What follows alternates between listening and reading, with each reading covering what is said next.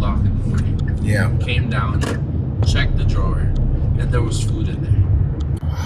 It was to the point where he was so sickly, he went to a priest. He essentially just performed an exorcism on him at that point. So they deployed to Iraq, and of course, the guy gets blown up in their convoy. And they got to do the So he's doing the prayers and what's going on, and all of a sudden he just hears the priest just start coughing. She got sick. She had dementia and all of that. She had 8 kids. A lot of kids. A lot of kids, yeah. Is this a true story? Yeah. It's inspired by true events. Oh, wow. Hey, did you hear what happened in the bathroom? He's like, no. It's her, it's her last moment. After prayer. Prayer changes things. Prayer changes things. Oof. Rising and sober, running through my city, and I pray to God that He's. My dad lives in West Virginia, Uh-huh. and at some point, because it's a very small town, there's only a couple places to work in town.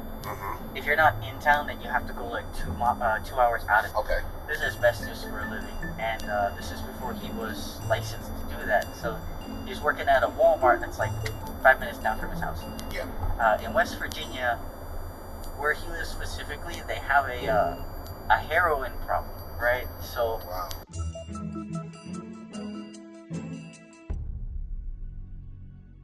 And you just tell your story. What's your name? Alden, what's up, guys? This is Alden. A scary story of mine is basically, I grew up in the Philippines. Favorite grandchild. I've been here in the U.S. for about 20 years now. My first time coming back to the Philippines after about 8 years is because of my grandma. She got sick. She had dementia and all of that. So Oh, wow. She had 8 kids. A lot of kids. We all had to come down there just to, because everyone's thinking that it's her last moment. And unfortunately, I wasn't able to make it.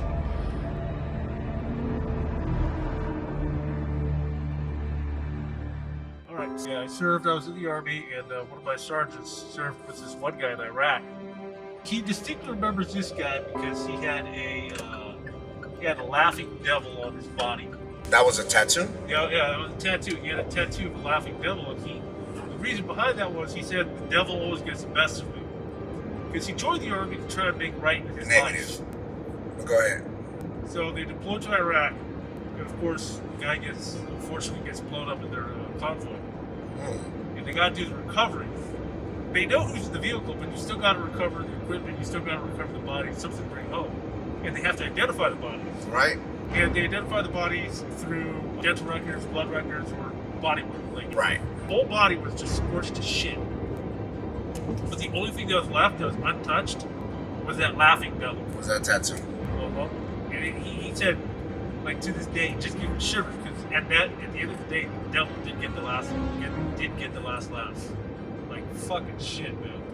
I think about that stuff. I've heard some crazy stories in my life. Yeah, that's wild. So one night he goes to use the restroom because he's on graveyard, and it just feels like, when something doesn't feel quite right, like it just feels a bit weird, like if there's a presence, it feels a bit cold, right? And he's got one of those feelings, right? It doesn't feel normal, and so he comes back the next day, and his buddy's like, "Hey, did you hear what happened in the bathroom?" He's like, "No, what happened?"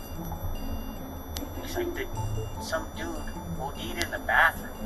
He's like, "No." He's like, "Yeah, which stall?" It's the second one. It's the same one he was sitting in. The guy had OD'd in the bathroom the night prior.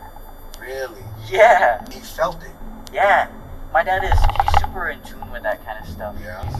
2 days late, and she passed away. Sorry for your loss. Thank you. So after the funeral that same night, my grandma, whenever I come home, she always leaves food for me. Gotcha. Because I go outside, meet my friends. So she would, every time I pass by where she sleeps, she would call me. She would say, "Hey, Alden, there's food in the drawer for you," because I come home late, 1 o'clock, 2 o'clock. And then, after the funeral, went out with my friends, and went to my room and went to my room, passed by her place, and heard my name saying, I heard the exact same thing Yeah. that she said. She was like, there's food on inside the drawer. And I don't know, for some reason, this was like at 2 o'clock in the morning. Yeah. Came down, checked the drawer, and there was food in there. Wow. That just, I was like, man. The next morning, I asked everyone in the family. They're like, you know what? I don't know how that got there, but that's why you're the favorite.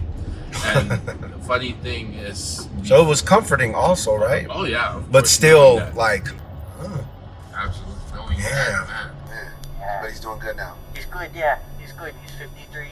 He's a plump old man. Plump old man. Yeah, it's good. That's all I could ask for.